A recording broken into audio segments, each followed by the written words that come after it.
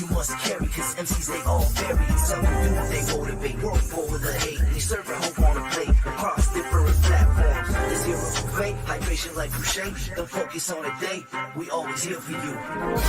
Don't from your emotionally broke. Settling our knowledge and conversations, go make them yours. What we run is a limit, now your hands on the torch. Take it easy like Sundays on the porch. Media's when you emotionally broke. Settling our knowledge and conversations, go make them yours. What we run is a limit, now your hands on the torch. Take it easy like Sundays on the porch. Now you award winner with no award toys. This culture meets the art, podcast with the heart and essence of the growth, the powers in the people. Without you being equal, what we lack is ego. We're back now, so here we go. Run the show like Arsenio, episodic or rituals. Minds change the visual. Representation of our nation and its differences. Some explain knowledge is power. Without it, we turn coward and proud of a known product. Like we could take it with us. I wish the greats were still alive and here with us, but it is what it is. We're left give share our gift, and that's precise. What is up, everyone? Welcome to another riveting week of everybody's favorite show, my favorite show anyway. This is MediaScope, all things media, tech, and pop culture, and I'm super excited. Now, here's the thing. I have to apologize. There is a delay. You probably noticed that my mouth is moving and the words don't come out until after. So hopefully it will catch up. Please, let's just pray it catches up. But if not, you can hear me, you can see me. That's all that matters. And what matters is our guest is not delayed. So I am very excited. Look, we've already got some commentary up here. Let's look. Oh, wow. Claude Diamond is here and he says, my Wednesdays just got better. My Wednesday just got better because you're here, Claude. Claude Diamond is the most awesome person ever. Great salesperson, great real estate professional. Follow him if you're not following him. And he has this method called the gut sales method. Absolutely amazing. And one of my favorite Bison, David Benjamin Eccles is here. What's up, Bison? You know, it is good to see you. Thank you so very much for being here. And it's like watching a Chinese movie. Oh, thank you. Thank you. So I don't know. Hopefully it will catch up. Maybe I can make it. If I feel like doing the editing work, I can sync it up. But yeah, it's out of sync and I don't know why. But you know, technology, let this be a lesson. Technology can and will fail you, and it never fails. When you need it to do right, it won't. It won't. So, but that's okay. We're here together. And guess what? Since we're here together, I've got to give you all the big hug, letting you know that I certainly appreciate you being here. And you know what? Here, let me put up some stuff here. You need to know who I am, don't you? All right, this is me. You've seen me before, right down here. Dr. Tachi, media professor, filmmaker, media content producer, and also a journalist. And guess what? We do this every Wednesday, 6 p.m. Eastern time. We also do a pre-show, if you are so inclined, over on Instagram. And we just talk about a lot of different things. I usually take one or two subjects and kind of dissect that. And then I hop on here. And you're welcome to join us for the pre-show. And also, guess what? Oh, you said it's like watching a Chinese movie, and I need to take that down. Okay, but I will take it down in a minute. So hold on. Let me give me a sec. Let me get this together so that I could get your comment down. There we go. Jawaru Gambian is here as well. What's up, Jawaru Gambian? It's good to see you. Faraz. Oh my goody gosh, he's here. We have everybody joining us from overseas today. He is in the UK. Welcome, Faraz. So here we go. Make sure also that you subscribe and like. If you are on YouTube, why aren't you following already? You need to be following because we got some gems and some good people here. So that way, when you follow on YouTube, you'll get notifications and turn on the notifications. And yeah, it helps us out. All right. So with that, I'm just going to tell me how you all are. How are you all doing? We're waiting for the food truck. We're hoping the MediaScope food truck will be on tap today, and we're waiting. But let's see. What's for dinner tonight? Apparently, Claude looks like he's doing some pizza and popcorn. Well, we're waiting for the food truck to discover what is going to be for dinner. So as soon as the food truck rolls in, we'll know what the specials are. So hopefully she'll be here today. If not, we're just going to have to share our emoji snacks. We're just going to have to sustain ourselves on emoji snacks. So with that, we're going to do this. I am going to, oh, what's up? How are you, twin besties? Thank you so much for being here. I appreciate you all being here. Lots going on in the world of media tech and pop culture. And today we're going to talk about one end of that. We're going to talk a little bit about social, or a lot of bit about social media. And this individual is the person that you want to talk to when you want to know all things social media. He is also a content creator. He has his own show. He is going to get ready to have a show on our new network, Indie Soup Media, and I am so excited about that. In fact, let me just play a little something for you all so that you know what. If you've never seen it before, here we go.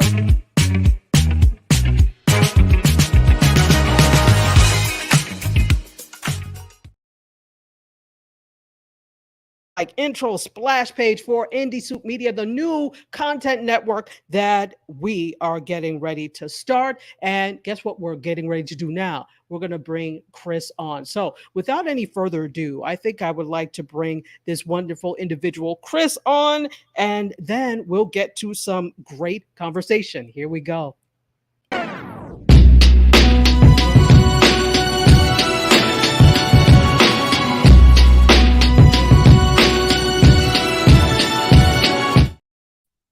Hey, Dr. Tachi, So, how are you? how are you? I'm good. How are you doing today? Oh, I am fantastic. I am so good. First of all, thank you for coming on and gracing us with your presence.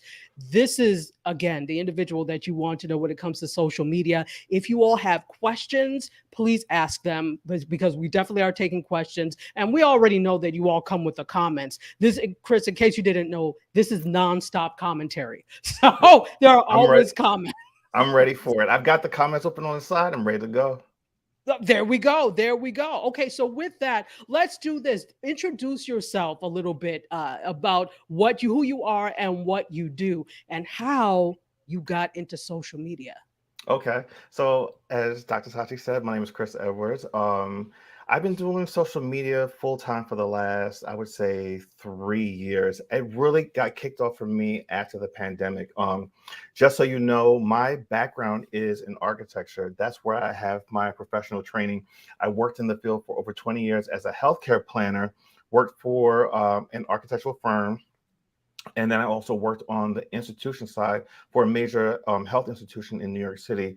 And then during the beginning of the pandemic, I got laid off and I decided that I did not want to go back into corporate America, that field, and just I needed to figure out a way to do this social media thing. And it kind of happened by accident, but intentionally on purpose, if that makes any sense. Um, and like I said, I've been doing it for the last 3 years. I manage a couple brands. I am their social media director and also marketing strategist for them.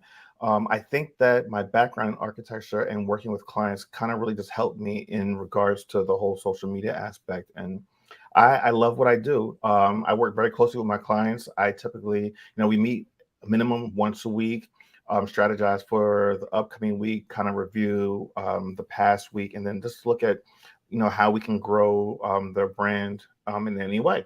So yeah, that's what I do, and I love it.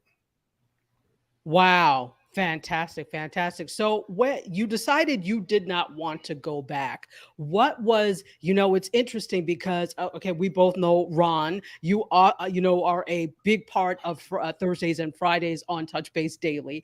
Yeah, And so he always tells this story. Ron Foster, the photographer, for those of you who don't know, Ron Lewis Photos on Instagram, he's been on the show before. And he told the story of, just really being tired of where he was and deciding to branch out on his own. What was the final straw that said, you know what? After this, I'm not going back? Or was there a final straw? Was it more gradual? so here's the thing.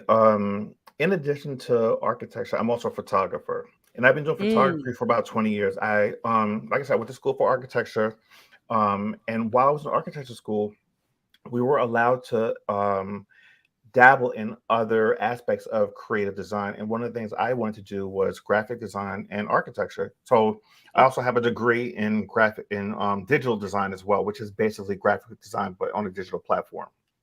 Mm. And when I got laid off, I decided that I just did not want to do this anymore. I worked with a few people that I felt as though I didn't need to work with them anymore. Why give everyone else the credit for the work that you're doing and work for someone else when you can just do it for yourself? And I was getting into social media around 2018 on the ambassador side, influencer side, and I said, how can I make this work for me? I was an ambassador for a hat brand, and they decided that they wanted to do more of a consumer-facing product. They were really what's the word I'm looking for? They were now I can't think of. I'm drawing a blank, but they dealt with another side. They didn't have consumer-facing side, and I kind of said, "Hey, I'll help you guys start this up." I didn't know necessarily what I was doing, but I knew the techniques and the things that I knew just from working in architecture and helping to build my brand. Because I remember when I first started, I remember I had like 100 followers on this new page that I started. Okay. And I decided, hey, if I can build this brand from this one little 100 people that had followed me into about 5,000 within a few months, maybe I could do this for someone else. And like I said, I started this in 2018 and roll around 2020, and then the pandemic started. I was like, all right, I need to figure out a way to make this work. We sat down, had meetings, went back and forth. We launched their website. I launched their whole social media page, created an ambassador program for them. Started shipping our products for them. Because now, mind you, I'm based in Delaware. The company's based in Atlanta, right outside of Atlanta, Georgia. Okay. And I've never actually been to the office. Everything is done remotely, especially Wow. during the pandemic. No one was traveling anyway. So, but yeah, Exactly. I just decided that I wanted to do it for myself. Didn't want to give anyone the talents that I've acquired over these years, and let them get the acknowledgement, and then also, don't feel as though I have true input into what's going on. Mm-hmm. And it's interesting because I think a lot of people that I've talked to, everyone I've talked to, kind of has almost that same journey where you're doing things for the benefit of other people and they are thriving because of it. Yeah, And no shade to that, but then it's like, okay, your stuff is put on the back burner. I can't tell you how many times people be like, oh, would you work with me on this film or this such and such? I'm like, if I work with you, then I'm never going to get the things I want off the ground. Oh, well, this will absolutely. be your project too. No, which this is your project. This is your project. It's not mine. So, Yeah, there's also that thing of people putting their dreams on you and you helping to build other people's dreams. And at some point, you realize that while you appreciate being involved, you also have to look at yourself. So, a lot of people I've spoken to have that same kind of path and journey. right. Yeah, absolutely. Go ahead. Go ahead. So the other thing I wanted to kind of like touch base on is the fact that even though I decided that I'm going to go out on my own and do my own thing, there wasn't a solid concrete plan. And one of the things I want to tell people, and I encourage people, don't wait till you have everything figured out, because that will take forever and it might never happen. If you have an idea, if you have a solid idea and think you have something that can work, just go ahead and take those steps and start doing it, because you know what? You're going to figure it out along the way. And that's exactly what I did. I knew I wanted to do some things, but I also knew that I need to work with other people to kind of build some skill sets up. So even though I was doing my own thing, I was working with other people. I worked with quite a few other brands through social media. I was a creative director for another company called Fly Hip Ageless. I did that for about a year.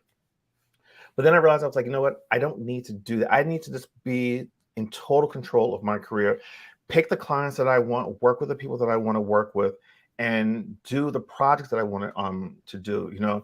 That allowed me to have the show on Instagram, the IG Live that I did every Friday called Friday Conversations. And having that show was really helpful for me to really understand how to do this on a weekly basis, how to be able to do a live show, because there's no nets And on top of it, Instagram is very fickle. So there are some times when the technology doesn't work and you have to just be like, okay, I got to keep talking. I got to, until it works itself out or I can figure it out while I'm doing the show, just keep going. And brings me to you, to your network, and to doing a show Yes. exclusively for you. And then also building my brand out and doing some other shows as well. So one of the things, that I'm going to be doing starting in the fall is porting over the show that I did on Instagram, which was a live show, and doing a pre-recorded show. It's still the same name. It's Friday Conversations. It's not going to be, you know, on a particular day. It'll come out on Fridays, but it's not going to be live Okay. anymore. It's going to be all But pre-recorded, okay. basically. Okay. Okay. Yeah. But keep that same concept and just port it over. Because to be honest with you, YouTube is really the platform for this type of conversation show. It is, and now some people, you know how people like to tussle. Some people might get in their feelings about this. IG might get in their feelings about this. But IG is not the best platform for these types of conversations. And It's it's not. not even just format, it's all the tech issues that they have. Yeah, It's the fact that you really cannot save the comments to have them played back afterwards unless you're absolutely. screen recording. There's so many things where, and it's easy. We were all there during the pandemic. It was easy to pick up your phone and go live. And, then they added, you can have up to 3 people on. Okay, great. But there's still some things that are lacking. And if you want to repurpose that, the quality is not the best on IG. Absolutely. Absolutely. I mean, one of the things I'm trying to do right now is, because anytime you have anything, I think over 5 minutes, it's not something you can just hit the download button on. So I'm looking at different applications to actually go back and download the content. Because what I want to be able to do is to port it over and put it on the YouTube channel, give it a little facelift, and then allow people to see the first season that I did. Yeah, In you absolutely anticipation. can. Yeah. Go Go ahead. ahead, go ahead. Oh, Yeah, I didn't want to interrupt you, but there is. I'll share with you the platform I use to rip stuff from YouTube, Instagram, if you're interested, okay. and then you can put it Absolutely. on a background, so you can put it in the editor, put it in a background, so it gets the widescreen format, and Absolutely. that way you won't have any problem. But go ahead, go ahead. Yeah, no, that's exactly what I'm trying to do. I've downloaded a few things and kind of playing with it a little bit, but they don't make it easy. And but it's technology and you just have to work with it. YouTube, like I said, is a much more friendlier platform. I've been doing Hmm. the YouTube platform for a little while now. I do have another show that I do with two of my other friends. Shout out to Rex and TJ. Hey, We Rex and have TJ. we have a show called The Conference Call. We do it 2 shows a week. We put out 2 shows a week, but we actually record 3 shows a week. So we tend to keep a backlog of stuff. So, like, for instance, I believe we have 3 more shows. Like, the next show will come out tomorrow, and then we have 2 more shows already in the can. And then typically we record on Tuesdays and Thursdays, and then Mm. we put out our content on Wednesdays and Thursdays at noon. For those that are watching, of course, you realize that there was no show today. We're going to do a really big episode next week. The Wednesday show is Drag Race recap show, and then every Thursday is our original content show that we typically do. And we talk about various things, different topics. So yeah, but it's a great format. We use the same platform, the StreamYard that you're using for your broadcast. We like it. Yes. It's easy. Absolutely, absolutely. It's there are other platforms. So for those of you that are wondering, okay, how do you do this type of thing? What kind of show? So obviously StreamYard is one, and I like it because of ease of use. I like the fact that it's really easy to shoot a link, but then there are other ones. There's EVMux, there's Ecamm, there are all sorts. In fact, you guys know I have a whole video talking about those. So there are other things, but this is really great. And if you're looking for more of a professional look other than IG, sorry, IG, sorry, but not sorry. Yeah. Consider doing consider doing something over using StreamYard and then going to YouTube. And you could go simultaneously to several platforms at the same time. So that's the Hmm. thing about it. So let's take some comments, folks. If you're just joining, welcome to the fold. My name is Tachi. I am a media professor, filmmaker, media content producer, also a journalist. I am all things media tech and pop culture. Today, our guest is Chris A.L. Edwards. He is a social media strategist and also a content creator. And we are having a conversation about social media. And if you have questions and content in general, right? But if you have questions, please make sure you put them in the chat. Make sure that because we will answer them. Also, comments, same thing. So let's take a look at what we have here. Oh, we have, our good friend DS. And we are chill with Elias. He says this: there are so many talented / gifted people out there that corporate will never provide a platform for. However, YouTube has become a great platform for those talents. Absolutely, absolutely. They're not checking for you. I'm not trying to be funny, but those of you that constantly pitch to Hollywood execs and you think somehow you're going to get on, maybe you will, probably you won't, because Hollywood doesn't work with who Hollywood does not know. And already you see what's happening with the people they do know. They're not treating them well. What do you think they're going to do to you? So it's really great to get started with your own content first. Let's do this. Brian Simmons is here. Hello, Brian. Welcome. Rex, what's up, Rex? How are you? Hey, hey, hey. Cheryl Woods is here. What's up? And Cass is also here. Also, a good friend in the UK. History Needs You says, and also I am the cat in the hat. I am indeed the cat in the hat today, but you know I love a good hat. Also, Diva to the Max is here and says, hello to everyone. And History Needs You, there's never any such thing as late. And so we do have a question for you. Let's bring you back on. And we have a question from our resident question asker. Yes, it's not a word. I made it work. Our question asker, that would be Chill with Elias. We also call him DS. And he asks this: what do you believe motivated YouTube now to make it easier to get monetized? For example, that you only need 500 subs instead of 1,000. Thoughts on that? Well, I don't. So here's the thing. I think we all, as individuals, content creators, want to be compensated for the work that we're putting out there, but that's not the driving goal. What I wanted to be able to do was to have good content and put it out there. So one of the things that, for me, that's really, really important is representation. For those that do not know, I belong to the LGBTQIA plus community. I'm married. Me and my husband have been married for almost 4 years now. And one of the things I find that's really, really important, and, I've always kind of known it's been important, but I think within the last 2 years, I've really seen that it's important for people to see people like myself. I come from, not only am I Black, as you can see, but I come from a Caribbean household. And, being bisexual / gay, that has its challenges. And, I've done quite a few talks and conversations with other people from the community.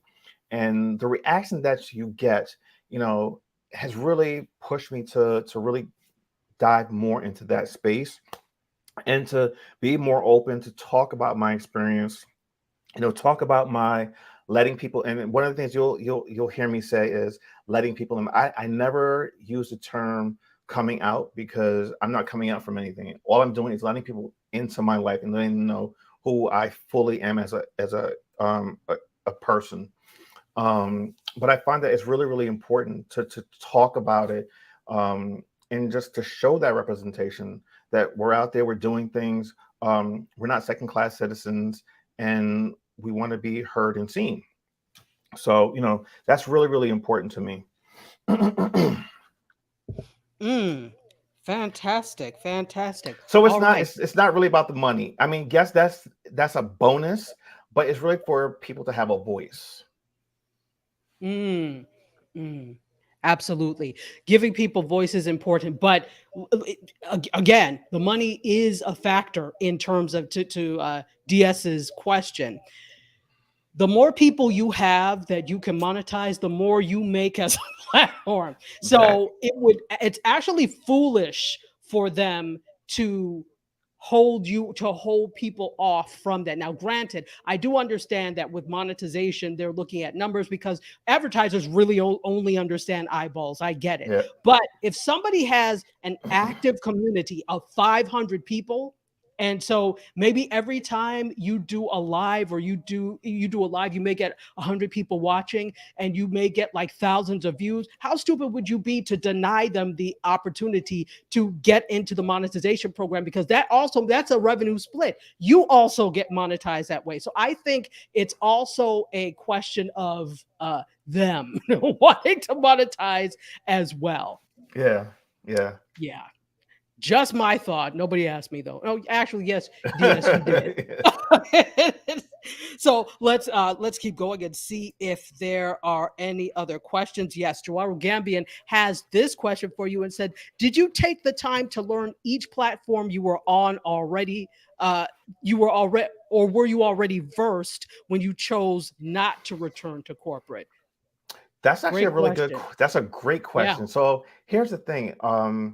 I have been on Instagram since Instagram started, and as everyone knows, Instagram has evolved over the years. Now, the situation that I was in 2020, I think we were all in it together. We were all quarantined. We're all locked up, and trying to maneuver. All right, how am I going to make money now that I've decided? I've gotten laid off, collecting unemployment check for a little while. But how do I move forward? Because this is not going to last forever, and I need to figure out a way to monetize and make money for myself. Excuse me, and for my relationship. And I knew the platform, I knew how it worked, and I just used it to my advantage. All the skills that I had picked up over the years of using Instagram, and especially over the last 2 years, from 2018 to 2020. Um, Brought it to the owners of the company that was trying to bring on board, and showed them, hey, look, I know how to use this platform. I know how to use it to generate money into sales for you. Showed them how I could do it, started doing it. And I told them, I said, look, this is not going to happen overnight, especially because all you had in the beginning was a wholesale brand. There was no commercial sales. There was no straight to consumers market for you guys. And I showed them a plan of how we could do it, how we can use Instagram to do it. We've been doing it for 2 years, and sales are through the roof. We had zero in sales now, and just to kind of give you Wow. like a ballpark figure on, average monthly revenue sales can be anywhere between, I'm not going to get into that because I don't want to talk about that personal stuff as far as that particular brand, but just know that it's a good amount of money every month coming in. But yeah, I took full advantage of the platform. I knew what I was doing when it came to Instagram. I'm constantly re-educating myself because algorithms change, the software changes. For a good portion of 2019, no, sorry, 2021, 22, into the beginning of 23, Instagram's Reels was huge. Everyone was Yes. monetizing it. And the moment they stopped monetizing it, that kind of fell off. It's not really a big deal anymore. Instagram is now starting to go back towards photography, where it really got its start. But the nice thing, what they've done now, in talk, they're expanding Instagram. Now they're doing Threads, the Threads app, and the Threads and the Instagram app are very integral. Basically, they're tied to. I mean, they are tied together. Just for those that are on the Threads app, be careful. If you feel as though that it's not for you and you want to get rid of it, do not delete the app, because as of right now, if you delete the Threads app, you will delete your Instagram account. Your IG All too. right. Yes. Yeah. Now Absolutely. they've got a lot of pushback on that, and they're working on a fix for that to separate the two. But in the meantime, if you just don't want to be on that, just leave it alone. Don't delete it, because if you delete the account, you're going to delete your page. Now, as a direct result of that, one of the things that I've noticed, and that the clients have actually noticed, and I've had to explain to them what's going on. They've seen significant drops on the IG platform as far as the numbers of followers, and that is a direct correlation of people deleting the Threads app off of their phones. So I've told them, I said, look, this is a new app, new platform. People are trying to figure it out. You're going to have these fluctuations and these wild swings of numbers for a while until it stabilizes. So don't look at those numbers. A lot of times, when you're working with a business or a company, all they're looking at is the numbers and the followers. Oh, well, why are we losing like hundreds and hundreds of followers? I'm like, don't worry about it. It's normal. You know, occasionally Instagram does sweeps. They get rid of bots. They get rid of inactive accounts. And now people, when they're deleting their Threads account, they're actually deleting their Instagram account. So don't look at that. It's going through a growing phase, and it's going to happen. It's actually starting to stabilize now. But like I said, once they fix the little issue of the deleting the account, I think it'll all kind of work itself out. Okay. All right. So it is going to work itself out, says the social media guru himself. So, We don't worry hope. about that. I've named you social media guru. Don't fight me. But let's talk about this. Let's talk about, and we talked a little bit about this last week. But okay, Threads. Mhm. How are you using Threads for what you do for clients, and how do you see it being useful?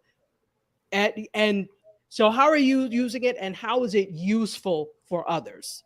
Okay, so for myself personally, like I wasn't a big user of Twitter. I was on it. I didn't have a good following on there. I was late to the Okay. game, as they would say. But I jumped on Threads immediately. As a matter of fact, I knew Threads was in the works several months ago because I follow a lot of the websites and stuff like that on social media and on tech sites and stuff like that. So I knew it was coming. And then Monday, I got a notification from the App Store saying that I can pre-order the Threads app. I did that. So the minute it went live, I got the notification. I downloaded it. So I was number like 438,000 to That's pretty download the low. app. That is very low. Yeah. Got it on. Was on it the same day. For me personally, I use it as a way of just kind of like this documenting my life a little bit and kind of putting some older stuff, and then also using it for business. So I'm just kind of testing it out, just kind of throwing everything at the wall, see what really sticks as far as people that come to my page and what they're interested in before I settle in on anything. Now, in regards to some of the other companies that I manage, I got them on it as well. You know, I manage all of their Thread accounts through my account, you know, by logging out and just logging into them in the app itself. That's one of the things I want them to fix, because like in Instagram, when you have multiple accounts that you manage, you don't have to log out each time. All you have to do is just like click on it. It'll show you all the accounts you have, and it switches into it without actually like logging you out. So I'm hoping they bring that function over to Threads. But for those clients, one of the things I do is I try not to duplicate the content. What I'll do is, like, say, for instance, one of my contents is a musical group, and I'll post something that they have done, a performance that they've done, like a clip of it on Instagram, like maybe 30 seconds to a minute. But then on the Threads app, I'll either do a different portion of the same performance or something that kind of feeds into the Instagram account. So I'm constantly pushing people from one app to the next. So for instance, I'll say in the Threads that here is like a 15-second clip. If you want to see the full version of it, just click on the Instagram icon on the top. It'll take it to the Instagram account, and you can watch the full length of the video. So I use it as a feeder app, and I do for both. I said, there's additional content over on Threads if you're on the Instagram account. So click over into the Threads account, and you'll get that additional content. So I use them as a feeder in a way. I try not to duplicate it. Does that work? Does that work? It has been working. Actually click through? Okay. It has been working because, and the other thing too is, like I said, it's new. So it's going to take a while for it to catch on for everyone. Of course, you got your hardcore people that are on it from day one. They're the ones that are going back and forth. Other people don't really understand how it works. So you kind of have to, you have to make sure you tell them how to do it. Like, make sure you click on the Instagram icon at the top. It'll push you right over to Instagram as long as you have Instagram. And most people that are on the app right now have Instagram to begin with, because that's how they're creating the account. Now, here's the thing. People don't know. You can actually create a straight Threads account with no Instagram link at all. But interesting. That would make it harder to gain a following versus just using your Instagram account and porting it over, because what it does is it uses all the credentials from your Instagram account and ports it over, your login credentials, all of your follower information, and your followers information, and ports it over. So it lets people know, hey, the person you follow is on. Do you want to follow them? And that's how you gain the following. So like within the first 24 hours, I had about 300 people on my account. Some of the business accounts that I manage, within the first day, they had at least 1,000. It's just Mm. it's built in, and I think It's that's built in. yeah, and I think that's one of the probably better things that Instagram has actually done in quite a few years. Just having that ease of use. Like, to be honest with you, when I signed up for Threads, it took me 30 seconds to get my account. I didn't have to put in any information. It knew everything already and imported up. Now that could be a good thing or it could be a bad thing. Yeah. You're going with the devil, I think more people, not that people really trust Mark Zuckerberg to begin with, but I think people just don't want to deal with Elon Musk and all the craziness he's gotten over on Twitter. Exactly. So, well, but let me ask this. Are you seeing any slowdown? Now it's about to go to the 2 week mark that Threads has been in existence. Are you seeing a slowdown from, everybody, it was the hot new thing. They reached 100 million users really quickly. Within 5 days. My opinion, yeah, within 5 days. In my opinion, obviously that's inheritance factor because you already have an app and people really didn't have to do much. So it's not like these are quote new users. They're users who already use Instagram. So because of that, have you seen any drop off in terms of use?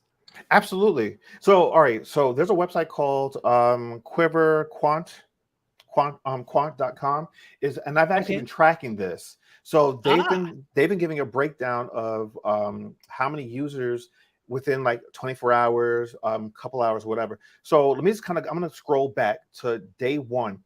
It started off on day one with 2 million followers within like the first 7 hours or so. Within like the first 24 hours, I think they had 7 million. And then they kept doubling. And then by Sunday, I think they had reached 100 million. So this launched on a Wednesday. And by Sunday, they had 100 million. As of today, as of 1 day and 3 hours ago, they had 115 million. So it has dramatically kind of plateaued. But I think that was that initial rush to be on the new thing. Now, in far as engagement, what I see, it slowed down a little, especially like that first 2 days. Everyone was on it. Just, as they would say, they were threading, they were posting. I was asking people, hey, if you've got a bunch of threads, isn't that really a quilt? So are we quilting? But you definitely see that there's a lot of people on there. They've slowed down somewhat, but I think people are actually, they're still using it. I'm getting new users that are following me every day. I see new people coming on to all the accounts that I'm managing every single day. And I try to just, post something multiple times a day, maybe 2 to 3 times, just because it's kind of almost like a stream of consciousness in a way. And especially, the other thing too now is to try to figure out, yes, this is a platform for communicating and being social, but, can we use this to sell stuff? One of the companies I work with is a hat company and they sell products. All right. I have them on there. It's good to engage with the customers, but the question is, how do I translate that into sales for the company? yeah. One of the nice things that the platform has done from day one is you can paste in hyperlinks. So I can have a link directly to a product. So for instance, if I put up an image of an ambassador wearing a particular hat, I can have the link for that particular product right there. They can click on it. I shout out the ambassadors that are on the platform, that are on the photos. And also I just ask just general questions, give general conversation with people, ask them questions, to see if I can engage with them to bring them on board, and then to share stuff. And then now it's going to be really important to see how much more can I monetize it, doing like giveaways to incentivize people to really be on the platform, to engage, and then also link it back to the Instagram account, because that's really where the bread and butter is going to be for this particular company. Okay, let's take some more comments and questions. And then I want to ask you about some social media moments. So, folks, if you are just joining, you are joining a wonderful conversation. This is MediaScope, all things media, tech, and pop culture. As you can see, I am joined by the very stylish and very knowledgeable Chris Edwards, and we are talking social media and content creation. We also want to delve into your questions. So if you have a specific question, please make sure you ask. ask. And the thing that I really love about you, Chris, is that your background is in something else. And that lets us know that if you really take the time to understand social media, anyone can be effective in putting their social media presence out there. You have to take the time like you did. And obviously, not everyone wants to be a social media strategist like you are, but you didn't even have this background. So it shows it's possible. It is. Absolutely. So let's go to this. So history needs, you said love wins. Absolutely. Cass Absolutely. Lou. Yes, yes. Cass Lou is clapping for you, as is Cheryl Woods. And Chill with Elias says, yes, I agree to his question before. And Rex D absolutely says Instagram is foolish not to allow creators to monetize. Why would you not? Because that's also monetization for you. Yeah. Fine. Whatever. So D Carpio is here. Hello, D. How are you, my dear? It is so good to have you here. And let's see. So Chill with Elias has a question. And then I see the Queen of Food Truckery is here. She's also got a question. I didn't see a damn food truck, but she's got a question. So here we go. He says, why do you think many with great ideas who want to be content creators never start creating content, or start but don't follow through? I wanted everything to be excellent, and I let that slow me down. Go ahead. So I think many people fall into this trap, and I kind of talked about in the beginning. They feel as though they have to have like this perfectly outlined strategy, and it has to be perfect before they go ahead and do it, because they don't want to. One, they don't want to fail. No one wants to fail. But I think if you have an idea, you just have to say, hey, you know what? I'm just going to do this. Go out, do it, learn as you go, and then also, this is not just like with anything. It doesn't happen overnight. People think they can get on social media and just do something and it's going to go viral and they're going to take off and that's going to be it. It doesn't work that way. You have to keep doing this. It's a grind. It's a thing that you do every single day. And there might be that moment where something just, as they would say, pops off, and you either go viral or you're able to really gain a foothold on social media and have a presence. Speaking for me personally, I think there's a lot of luck that goes into, but there's also a lot of this time and patience. I remember when I got started in 2018, the reason why I started, and I kind of got into the fashion side of things, I wanted to catalog the looks. I started, and also because I'm a photographer, I was able to kind of do that a little bit with a little bit more ease because I had the equipment and I had the know-how to do this stuff. It was a little awkward at first, because I photographed myself and I would post my images. But then when I started doing that, people started noticing me. And I remember the first company that I worked with reached out to me. So I started doing this in like October of 2018. And by November, December, I had a hat company. They were called Fashionable Hats. They're based out of Tampa, Florida. Reached out to me and said, hey, we love your look. We saw that you had posted one of our hats and we'd love to work with you. Can we send you some stuff? And at the time I was just like, I just thought it was a joke. I thought it was a scam. So I just didn't pay attention to it. They kept reaching out and I was just like, why do they keep, reaching out? So eventually I was like, you know what, let me see what this is about. I responded to them. They said, we'd love to work with you. Maybe we can send you a few pieces if you photograph them and just tag us in it. And, we'll see how we can go from there. And that's how I got my start in social media. And once that started, it's like all these brands started reaching out. And then I had an opportunity to work or be featured in an organization called Fly Hip Ages that's on Instagram. Pretty big community out there. I believe they're up to 200 and something plus thousand people that follow them. And it's really based on people over the age of 40 that live in their best lives. And, from that, just grabbing a foothold in social media. So one, you can't really plan this. You can have an outline all you want to and think that, oh, I'm going to do this, and by 6 months from now I should be here and here. It doesn't work that way. Not on social media. You can do things. Someone might see you, someone might repost you, and then you take off. Like I said, I was fortunate enough that people saw me. One of the bigger companies that I worked with in the very beginning was Scotch Porter. It's a men's grooming line.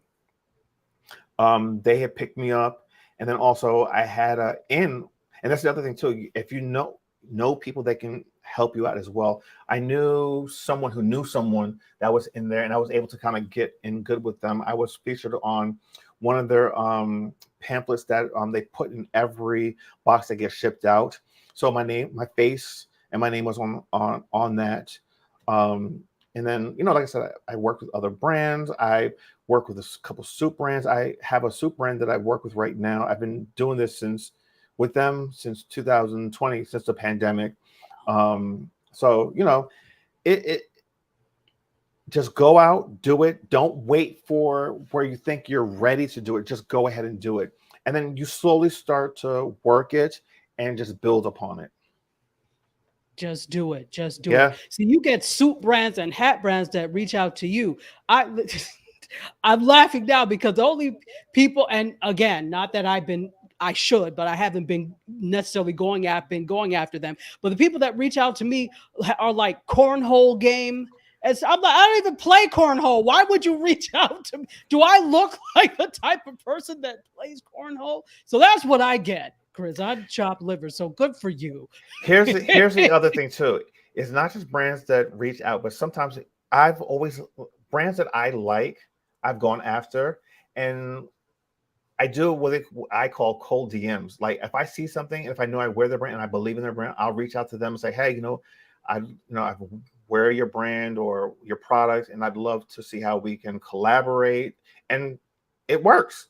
You'd be surprised how people do want to work with you, Okay. And for a lot of these companies, this is the cheapest marketing that they'll ever do.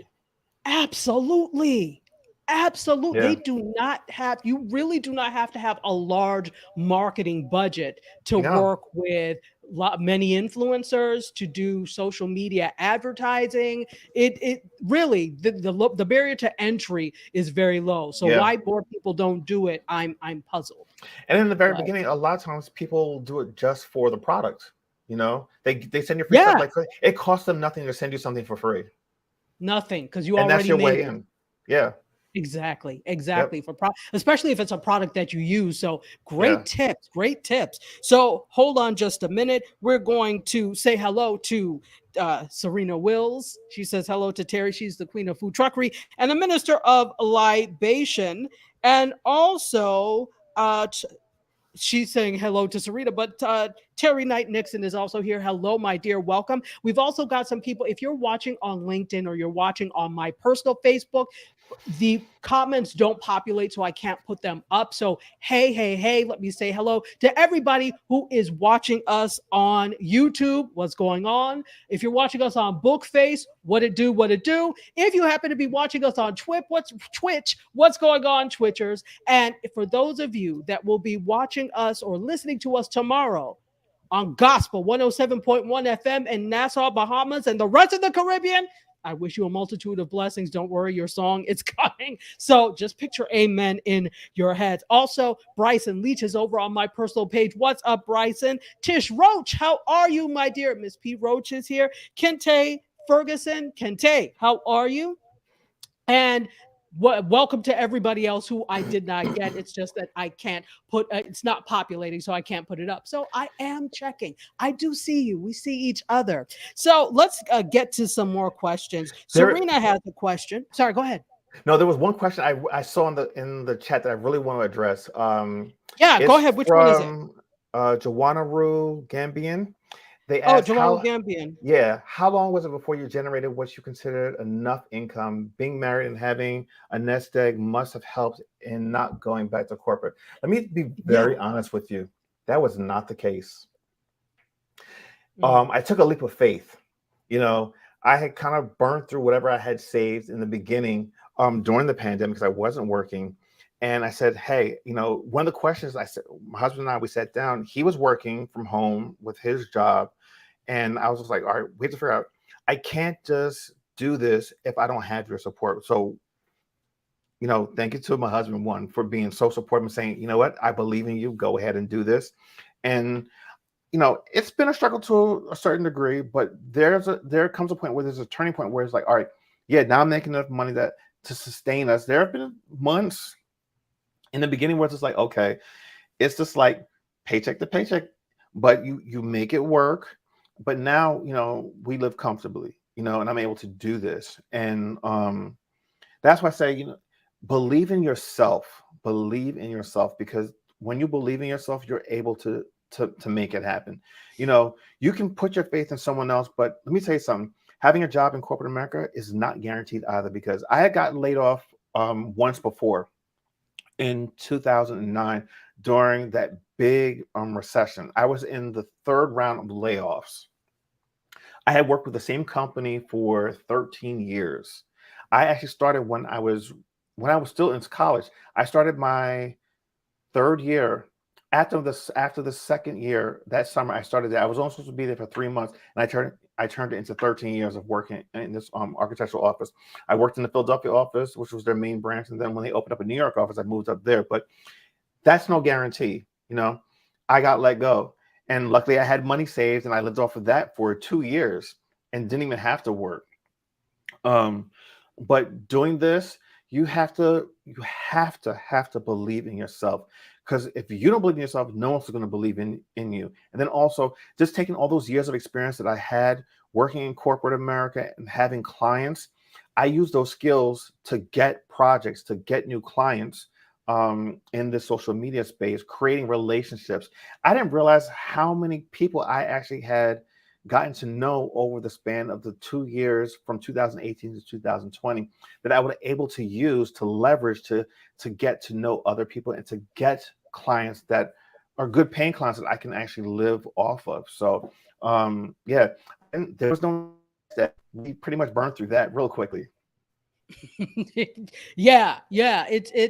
It's interesting. This is why I'm like I love what you do, and I'm such a fan of having your own, because even though it's lean, there's never going to be a cap on what you can make. Number one, there's always a cap on what you can make when you work for somebody else. And Yep. number two, that whole, am I going to get let go, especially if you're in an industry that can be very volatile? You can make your own opportunities. And I know it's Yeah. easier said than done, but you can do it. And I think that's why I love to have people like you on, because I'm really an advocate of doing for yourself.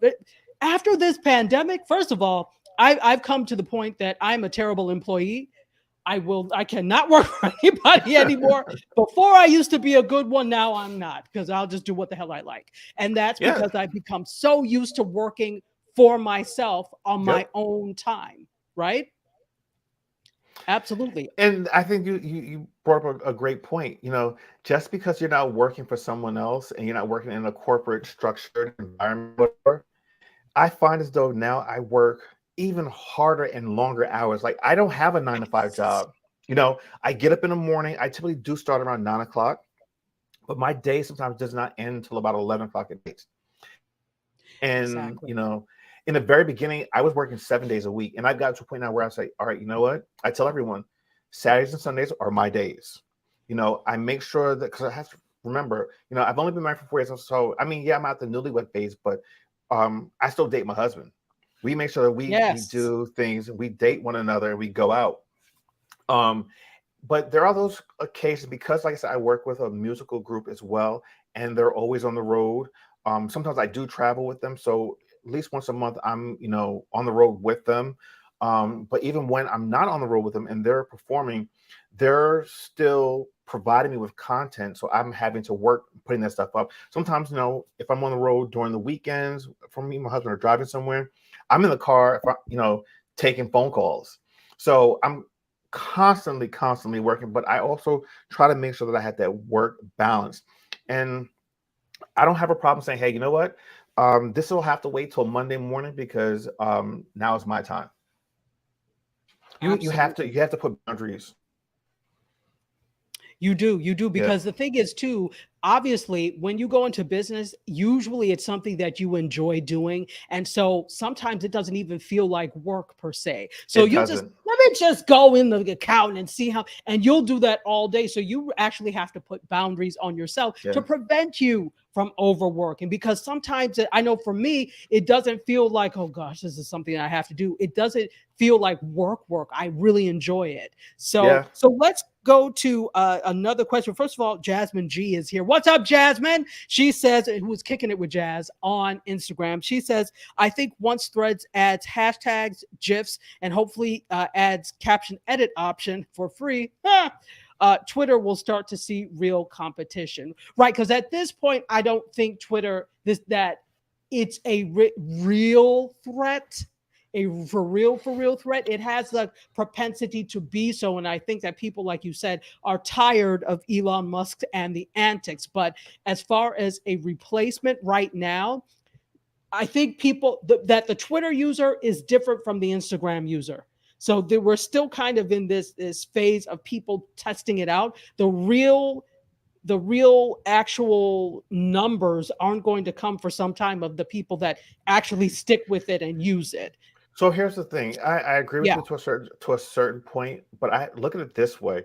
Twitter, I believe, has over 500 million active users right now. correct. Uh-huh. And Threads within 2 weeks is stabilized, has about 115. So it's roughly 1/5 of what they had. But it took Twitter years to build that, whereas To build that. Instagram, it took just 2 weeks to build that. So I believe it's a direct threat, but as they start to add these features, I think Twitter needs to really take note of what's happening. As a matter of fact, Threads just actually did its first minor update yesterday, where they've added some tabs under like I saw people that. who follow you section. So Mhm. and these are things that they've talked about. They're going to keep adding. This is beginning stages. It's an infant. It's not even crawling yet. So I think as the Exactly. days and weeks and months go on, you're going to start to see all these features start adding. They've already talked about, hey, look, we're not looking to monetize this thing yet and throw ads in there until we probably hit, 1 billion active users. They've got a ways to go to do that. So I Yes, think people need to absolutely. take full advantage of the fact that they're not throwing ads in it. And I think people enjoy that. Like, I hate going into Twitter and seeing the different ads and the suggestions. Like, that's nothing I would even remotely want to view, Exactly. you I know? don't care. Yes. Yeah. Yes. Absolutely, absolutely. So let's take a look at by the way, the food truck is on tap. If you didn't know, we have an imaginary food truck that is very real to us. So Serena is the proprietor. Just in case you hear me talking about food truck here, what are you talking about? So Sandra says hello to you, Chris. And Hey, Sandra. Charlene says consistency is the key. Absolutely. Also, Claude has this formula: compelling, contemporary, consistent content every day works for him. Yeah. And this is a happy hour special that she has. We got New York style pizza and calzones. That's what I'm talking about. Can we get some ices? It's hot. So I'll take some Italian ice on top of that as well. So let's go. Serena did have a question for you. And Hmm. I know we're at 57 minutes. So to get to 1 hour, we've got 3 minutes left. And I want to be respectful of your time. I can go a little Um, long. I have no problem with that. Okay. You heard it here. So don't be looking at me side eye, Chris, tapping the watch and stuff. So we'll go a little bit longer because we really do value all of this great information. So Sarita asks this. It's a social media question. How often do you need to interact with your Facebook business page? Is the business page or a Facebook group better to build more business and interact with people? Good question. That's a great question. I'm going to be very honest. I don't really use Facebook as much. Um, Mm. so for all the clients that I work with, though, we do have a Facebook page, and typically what we do is, because they're all linked, whatever I post on Instagram typically just goes directly to the Facebook page, and I check like Instagram multiple times a day, but Instagram I'll check. I mean, sorry, Facebook I'll probably check maybe once a day. Um, I don't see, not that I don't see the value in Facebook. I think Facebook is just a different animal, and especially you tend to find a lot of older, and I hate to say this, but the demographics on Facebook is a much older crowd that are trying to keep in touch with people. They're not necessarily the most internet savvy. So, I do stuff on there occasionally, but it's not where the bread and butter is. Can you run a business off of it? Absolutely. Because Instagram and Facebook use the same tools um, to generate business, to generate income. So you can use it, but I don't personally use it.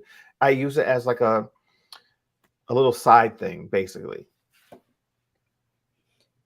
So it is a side piece. No, that doesn't Yeah. sound good. Was that what I meant to say? Side dish, It's a side side piece, dish. It's a side side dish. I've dish. said it now. So it is a Yeah. side dish It's for out. you. Okay. Absolutely. Elias asks this: how important is it for you to have a niche? It's actually really important. You'd be surprised. People, if you don't play in your niche, people will not pay you any attention. So for instance, when I got started for my personal like fashion page, um, the reason why people came to me was because I wore fedoras all the time. I always had a hat on, and I was always dressed in like a suit or a blazer and like a really nice pair of like jeans or whatever. And when I started to deviate from that and not wear the hat, I saw my engagement drop off dramatically. I would have people comment like, "Well, where's the hat? You know, this is why I come to your page," and you'd be surprised how fickle people are. So I always tell people, you know, you have to know who you are as an individual, what your brand is, and then who your audience is. Because when you, not that you can't deviate from it, but when you've built a brand on a certain thing, it's very hard for you to switch midstream because people either they're very fickle to begin with, and then people will lose interest. I've made a conscious decision that at a certain point that the hat thing wasn't going to define who I was. And then as I was going through my social media journey, I wanted to diversify myself a little bit. At a cost to myself because I've lost followers because of that. But I said I'm okay with that because I need to be authentic to who I am. So here's the thing. On social media, everyone knows me as constantly changing for me. That username is very specific and intentional. When I was creating this page, I was going through a lot of changes, personal, and I knew that I was going to constantly be evolving and changing, and hence the name constantly changing, not for anyone else, but for me came from. So constantly changing for me is my name because of who I was and where I was in that particular point in my life, but it's held true throughout the years that I've had this username. I actually made it my business name. It's constantly changing for me, LLC. So, username is important. Having your own personal niche, and then, not saying you can't deviate from it, but just staying true to who you are and your brand is really important. Great question, by the way. Absolutely fantastic question. And we do have some more. Well, first of all, let me put that up. And somehow I think I have it wrong. I know there is an underscore Oh, somewhere. Where is the yeah. underscore? It's constantly underscore changing for me. Okay. So I'm gonna put that. Let's revise that, and then Yeah. I'll put that back up. I was like, "Where is the underscore?" So constantly Yeah. underscore changing Underscore for me. changing for me. I'll put Yeah. it back up so Yeah. that those of you that want to connect with Chris after we finish, you can do that. So I'll revise that and put it back up. So let's get to some more comments and questions. L Boogie NYC is over on the What's Twitch up, side. L What's up? Boogie? What's up, El Boogie? Good to see you. And DS says, follow your dreams or you will continue to work for those that did. Amen. There you go. Church fan Perfect. in effect. You never Yes. said so true, so true.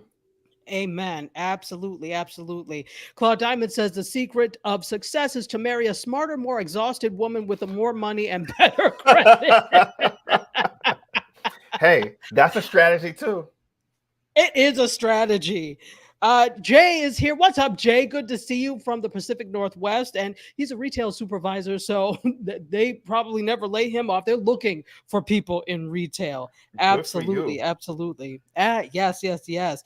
And Sandra says how awesome it is to have a supportive spouse. I think that is the quote. Would you say that really is part of the secret of your success to have a supportive spouse? Absolutely. There's no way I could have done this without him. Mm. It's one thing if I was by myself and just saying, "Hey, I'm going to do this." But when you're in a relationship, a committed relationship, a marriage with someone, you have to know that you can rely on the other person and that they have to believe in you as well. My husband has never said, "Hey, you know what? I don't think you should do this." We had a serious conversation saying, do we think we can make this work? And it was never, do you think you can make this work? It's, do we think we can make this work? Everything we do, we make the decision jointly together. We depend on one another. You know, there are days when I'm just like, there were days where I was just like, I don't know if I can do this. I might have to go back into corporate. Like, I've had those moments. I haven't had them in like a year and a half, 2 years, but in the very beginning, it was just like, I don't know if this is going to work. You know, maybe I need to go back into an office. But then he was just like, no, let's just keep going. Let's just see if this, you know, we can make it work. And, you know, I believed in myself, and then I pushed myself to get some of these clients. I remember one of the clients that I have right now, it took about 5 months to bring them on board.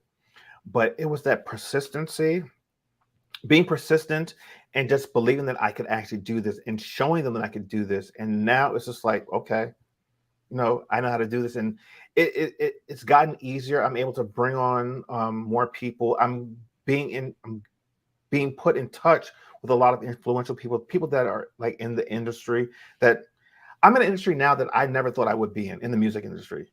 And it's kind of crazy to see that I'm there. But you know what, though? Like I said, I've taken all the life skills and all the professional skills that I've used in my past careers and just ported them over. They work. It works everywhere. Oh, okay. So I wanted to ask about that. There are two things before I let you go that I wanted to ask about. Hmm. First of all, let me say hello to April Armstrong.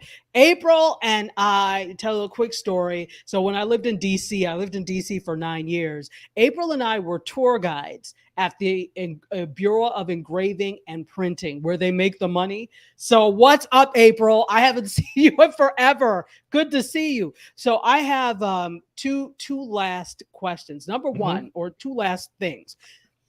I don't know if you can say something, but you told me a really cool story about a cool social media moment. Could you I could. tell us that story? Yeah. All right. So for those that do not know, I actually work with After Seven, the music group. The lead singer is Kavan Edmonds, the older brother of Babyface. So I work with them. And so for those that, if you're on social media, if you're on Instagram, on Facebook, any of those, we had a viral moment about a month and a half ago. Um, Lizzo had, this was during the Met Gala, actually.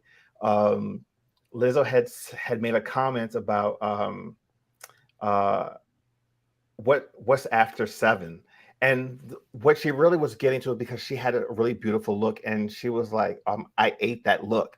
But we took it as an opportunity to kind of do a play on it, because of course After Seven's a older legendary group. And we had a brief conversation. This happened around 7 o'clock.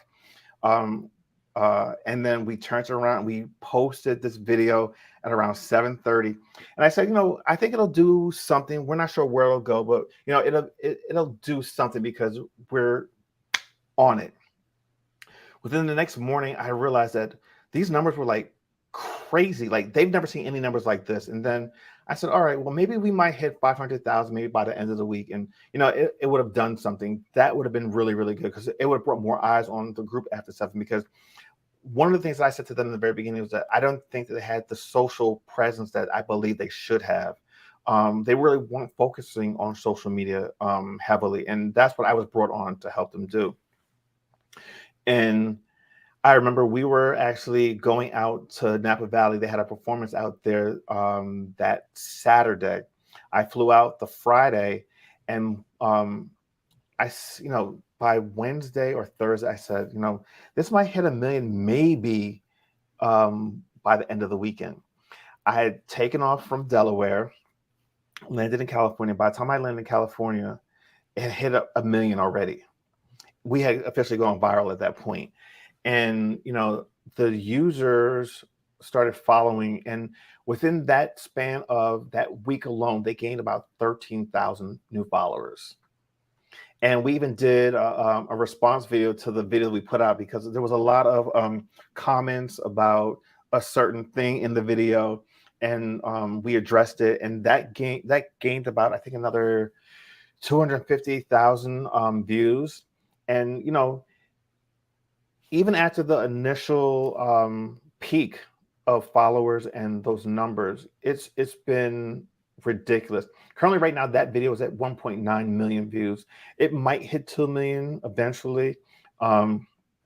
but it's done wonders for their social media presence, all over the place. So, you can't predict when something will go viral, but you always wish and kind of hope. And to be honest with you, like for me, being a part of that was really special. And like I said, we didn't think it would do that big, but the fact that it did just kind of shows that you can't plan these things. You cannot. And I'll ask this, and then I guess we'll end with Elias's, because Elias has a question. Hmm. Uh, you can't predict, but it's like I always tell people, so you're viral, now what? So let me ask you, so they went viral, now what? Now it's a little bit different because they are notable, well-known people, but what are you doing with that? Is it virality? What is the word? Viralness? What are you doing with that to push your social media agenda for them forward? Well, we're still doing what we've always done. What I've started doing with them from the very beginning, we're consistent. We're trying to tell a story. The other thing is, yes, they're performers. They're known throughout the industry. They're legendary. They've been in the business for over 30 years. But here's the thing. Not everyone knows who they are. So we're constantly telling their story. Mm, And, they're telling personal things about what it means to be on stage, what it means to be able to do this at such a high level. These aren't, as we would say, no one's a spring chicken. Um, they've been doing it for 30 years. You've got guys that are in their 60s and they're out there and they're performing at a high level. What does it mean to do that? So we're just trying to be consistent. We're putting out content on a regular basis every day, performances, giving people information as far as when the next show, because they perform like, every weekend they're in a different city, in a different state. In addition to that, talking about personal experiences, kind of giving a little behind the scenes of like their everyday life, that type of stuff. So we're not trying to create the next viral moment. Because like I said, I don't believe in trying to, because if you're doing that, you're just constantly going to be chasing the last moment that you had. And I think that's futile and it's not really worth your time. Just constantly put out good content, especially things that the fans love. There's a reason why people love them. They want to hear about those things. They want to see those things. Not everyone can afford to go to a concert. They're not in every city across the US. So it's not like everyone can go there. So being able to show the little clips of them performing on stage and how they interact and what we call the after 7 experience, giving them a taste of that online versus being in person. Because trust me, if you've never been to an after 7 show, you're missing out. Them mm, not just performing for the crowd, but actually going into the crowd and interacting with the audience and singing with them, dancing with wow. them. It's a full on experience. I've seen the shows umpteen times, and every time I see it, it's like the first time I'm seeing it. And Wow. I'm even working these shows, and I'm just like, okay, you know. So yeah, you Wow. can't plan these things. I just keep doing the same things that I've been doing from day one with them. And here's the other thing too. When you work with someone, they have to believe in what you're doing and Right. believe that the process is going to work. That's important. Yeah, Otherwise, the relationship is futile. yeah, Absolutely. absolutely. Great stuff. So, one final question, and this Yep. is from DS, and he asks this: what is the best advice you've ever received? Hmm.